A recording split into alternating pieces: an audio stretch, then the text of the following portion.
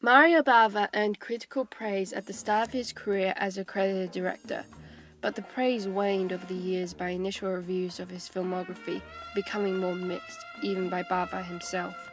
The more he was dismissed by film critics, the more his films have been embraced by the fans of B-movies and exploitation films, what has been deemed low art.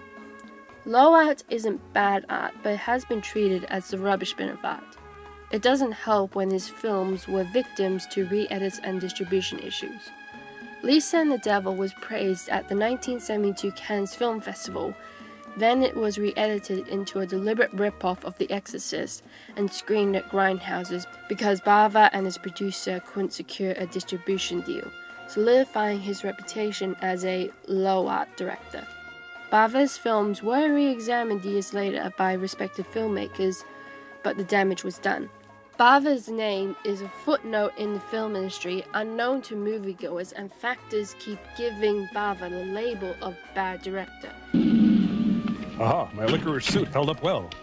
Though his reputation is odd upon further examination. At best, film theorists in recent years described Bava's films along the lines of masterworks of low-brow horror. So he's considered too bad for high art/art cinema and too good for low art/exploitation cinema. What is Mario Bava then? Admittedly, the high art low art dichotomy is a debatable concept. It was developed by the upper class to dominate taste in society and control cultural capital, ensuring their interests are regarded as legitimate or high art and confirm their supposed superiority. Thus, everything else can be regarded as barbarism or low art. But the dichotomy is still ingrained in society enough for it to affect Bava's reputation. With this in mind, what actually is Mario Bava? Is his work high art, low art, or something else? Is his reputation accurate based on his film's content? There isn't a criterion to determine what is high art or low art, but viewpoints on the topic by cultural theorists can be combined into three decisive factors based on what the theories have in common. Firstly, high art elicits an aesthetic response on the viewer and can encourage them to go beyond form, like the creator's intentions, originality, innovation, cleverness, etc., made for aesthetic appreciation. Low art does not attempt to have an original aesthetic, it's only entertainment. As a former painter and experienced cinematographer, the aesthetic mattered to Bava. A great portion of his films have a signature look. Rich color schemes in the Baroque set design, lighting with saturated colors and exaggerated intensity unseen in nature to show something unnatural or unwelcomed around. He understood the advantage of film, third-dimensional space. His shots had camera movements in between cuts, pans in different directions to let the viewer feel the tension, quick zooms to shock the audience, or slow zooms to instill a sense of dread. POV shots in dark rooms to convey Bava's fear of being alone in an empty room. Another way he took advantage of 3D space was by filming items in the foreground to frame the characters in the background, making the audience aware they're just voyeurs. He has experimented outside of his signature aesthetic though. Kill Baby Kill cinematography had a brown color palette to convey an ancient village in despair, to let the inverted symbols of good and evil stand out, and to enhance the green lighting whenever something supernatural occurs. For Danger Diabolic, Bava avoided old-fashioned Baroque design for a then-modern aesthetic. Pop art, psychedelica, postmodernist and retro-futuristic set design to suit the film's purpose as a comic book film adaptation. One of his last films, Rabid Dogs, was one of his rare forays into realism. And of course, a few of his first films as a credited director weren't in color at all. The Girl Who Knew Too Much was black and white since it was a direct homage to some of Alfred Hitchcock's films. And Black Sunday was black and white with deliberate black and white set design and exaggerated shadows to resemble the universal classic monster films.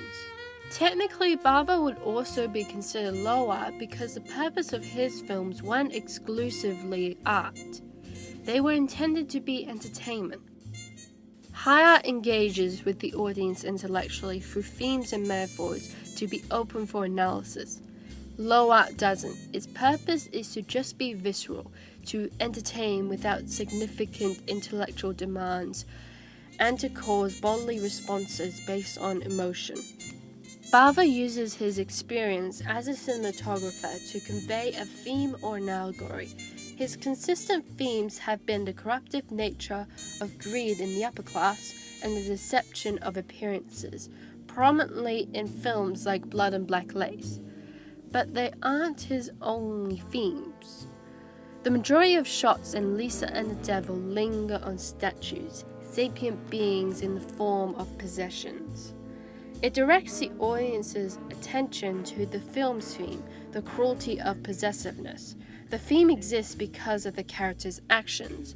The Countess is possessive of her son Maximilian, never letting him leave the mansion. Maximilian is possessive of Lisa and the late Elaine, willing to keep them trapped. Francis refuses to let Sophia leave him even when she's mourning her lover, the chauffeur.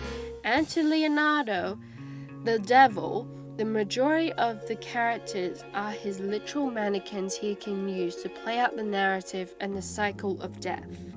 Again, his films will be low art too, as any art form or narrative which can cause an uncontrollable emotional reaction.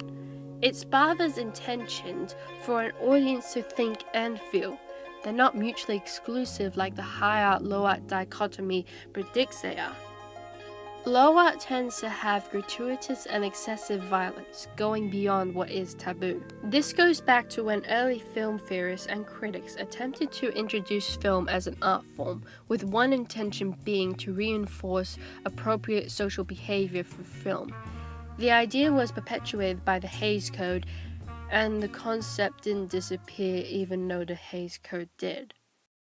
I just don't understand how the R rating has grown so large as to include these films, which in my opinion go right off the map of any kind of good taste. I think that these films are some sort of primordial response by some very sick people. These kinds of movies put some very bad ideas in society in the context of entertainment. So. Yeah. That's why they call these things exploitation films, these rotten ones, because they exploit one element and make it sort of sick. There is a difference between movies which are violent but entertaining and movies that are gruesome and despicable. There is a difference between a horror movie and a freak show.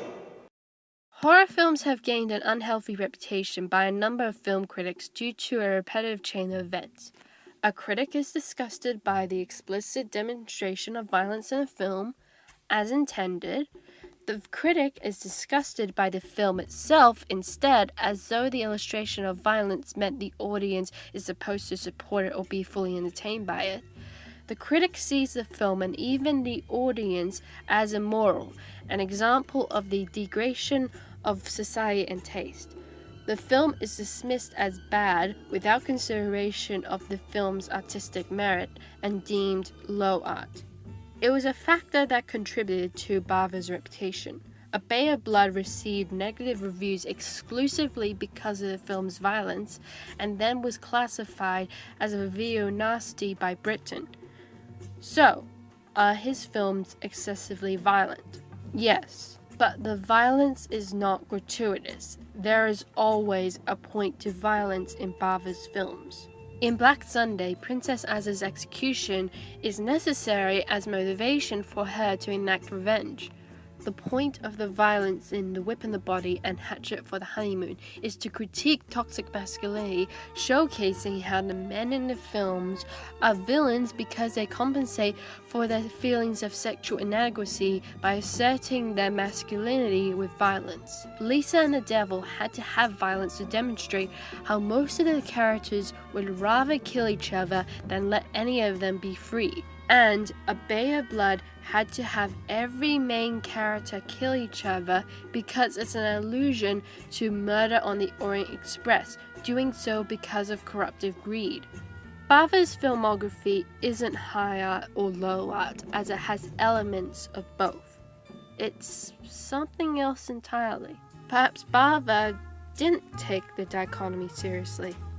To Bava, he was just a craftsman, a magician, doing his job, honing his craft and the illusion of film. With his sense of humor, he encourages his audience to not take his films seriously. The entire setting is so right for a tall tale of gloom and perdition. We could make one up as we go along.